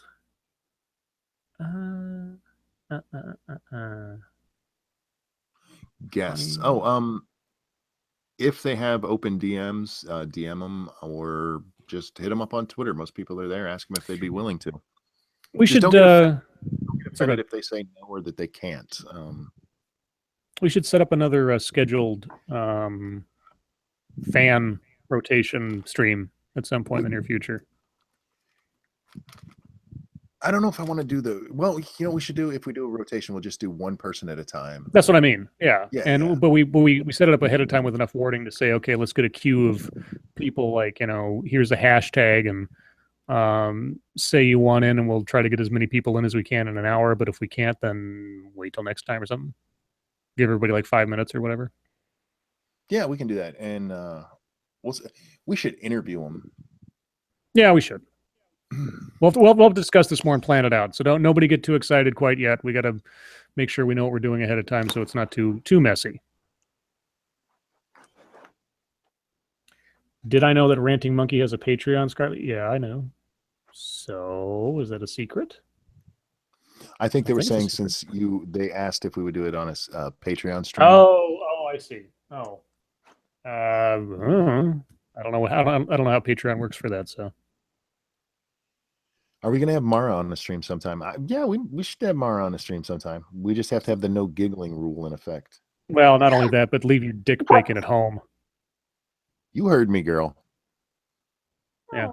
No dick bacon. No dick bacon and no giggling. Yeah. Unless it's giggling about dick bacon. Yeah, there you go. Phenomena. Just shush me. Phenomena. I shushed you repeatedly. Oh, hell nah. Phenomena.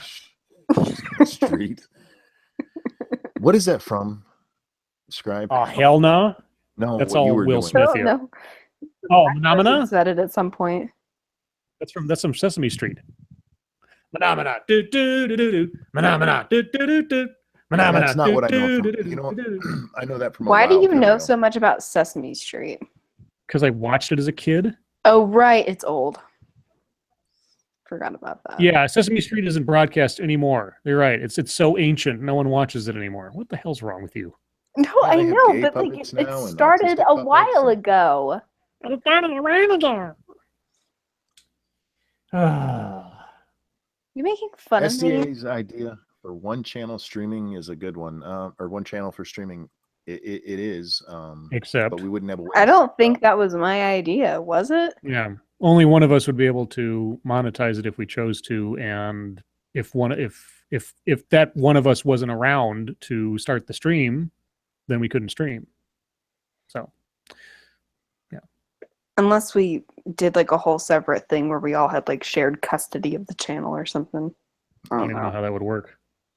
Yeah, I don't either. Don't either. We just like rotating. Yeah, we'll just rotate. It's easy. Do you guys watch Jenna Marbles? No. No. I know the name. I think I might have seen a video, but there's all these YouTubers that have been around for years and years and years that have millions of followers that I've never heard of or pay attention to. Like who was the girl that was getting the breast implants? That was the big story the other day. Jacqueline Glenn? Jacqueline Glenn, yeah. It was like when somebody said, "Oh, Jacqueline Glenn," it took me a minute. I was like, "Who's Jacqueline Glenn?" Oh, right, okay. And that was about it. That was my reaction. I was like, "Okay, whatever." SDA and Scribe sound like a married couple. They are secretly. Well, you see, this is what we didn't want to tell you guys. SDA and I eloped. And my when I told my dad this, he said, Scribe, you can't elope. And I said, Dad, I'm not a cantaloupe.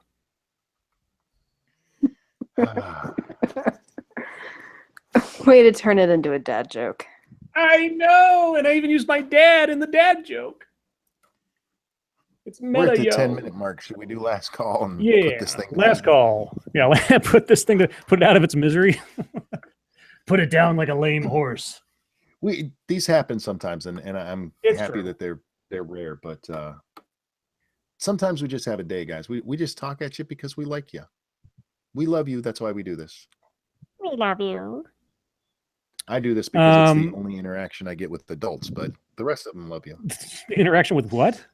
Well, people older than 19 now. Yeah, okay. I still say that you should start a monkey stream or a monkey channel that's for children's stuff and have Lady Monkey read children's stories. Aww. And you have like Grand Monkey come on and do some commentary occasionally, like while she's reading stories. Miss Piggy will hurt SDA. What the fuck happened in chat? Oh, because, well, if I'm Kermit the Frog, then Miss Piggy is sort of like my girlfriend. Oh, And right, if I'm right. married to you, then now you're the target of her ire. And of course, as we know, Miss Piggy can get very, very violent when she's upset. Miss Piggy's a Well, at rapist. least I'm not Miss Yeah, Piggy. she is. Miss Piggy's a rapist. She is not a good role model for children. No, not really. Here's a fun fact. Do you know that the person who does the voice for Miss Piggy is also the person who does the voice for Yoda? Really? Frank Oz did the voice. Yeah, for Frank Yoda. Oz. Frank Oz does the voice for Yoda. Frank Oz is the voice of the original Miss Piggy. Oh, I didn't know that. Yep. Interesting. Did you know Frank Oz is in the movie Trading Places? Yes. He's got cameos in a whole bunch of movies that have Saturday Night Live guys in them. Like he was in, I think he appears in most of John Landis movies. I think he was in Blues Brothers at some point somewhere. It just always amuses me to see Yoda sitting there talking about PCP. Yeah. That's a drug you don't hear about much anymore. Growing up, they talked Oh, about what, it a angel lot. dust? Yeah, angel Yeah. dust doesn't come up that much anymore. Although I heard a news article, or a news report, I should say, earlier today on the radio about how they're starting to try to experiment with ketamine as an antidepressant. For real? So for Special K, like they called it small infusions of ketamine to fight depression. And they had like people saying, "Oh my God, it's like, the cloud was lifted and it stayed away for 3 months, and then I just got another treatment." And the FDA and everything's like, "Well, we're not really sure about that. Of course, it's long-term effects and God knows what else." So, yeah, I thought I hadn't heard about ketamine in so long. I was like, Special K as an antidepressant. Okay, because it's basically it's a painkiller mostly. It's just like supposed to numb you, but somehow it affects your depression. I don't know. It's I do wonder how much hardcore drugs were ever actually experimented for medical purposes. Yeah, I mean, heroin wasn't it?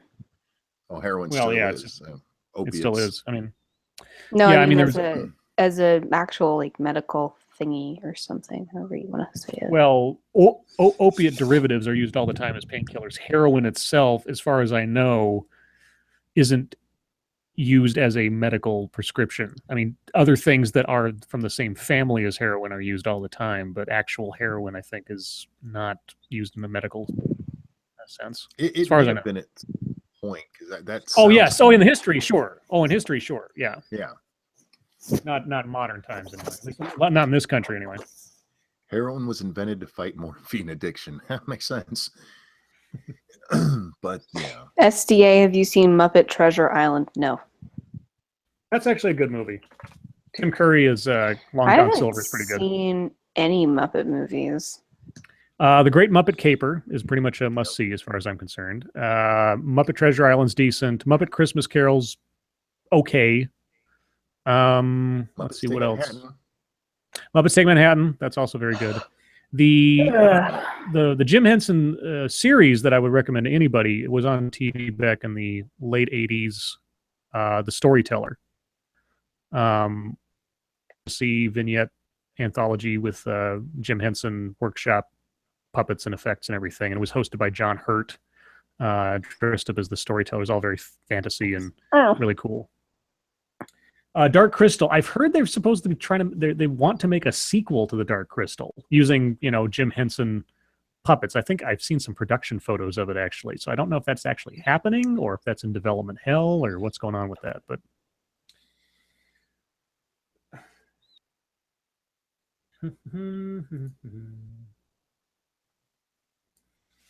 so anyway, Okay, it's your stream. Yep, I Do you think want me it's time keep going? to wrap things up. Yeah, we'll just wrap it up. Did you come up with a Everybody, closer? I was just about to Oh, well, I was trying to stretch it a little bit for you by talking about. Damn. Okay. stretch. I like it when you stretch. Bye. Wait, that's not it. Chat, thank you so much for coming out tonight in the middle of a baby attack, which was cute as all hell. Monkey, thank you for joining us. SDA, thank you for joining us. Please extend my thanks as well to the Grand Monkey for making the stream most special. Will do. And my life makes me happy. See you next time, guys. Bye, guys. Bye.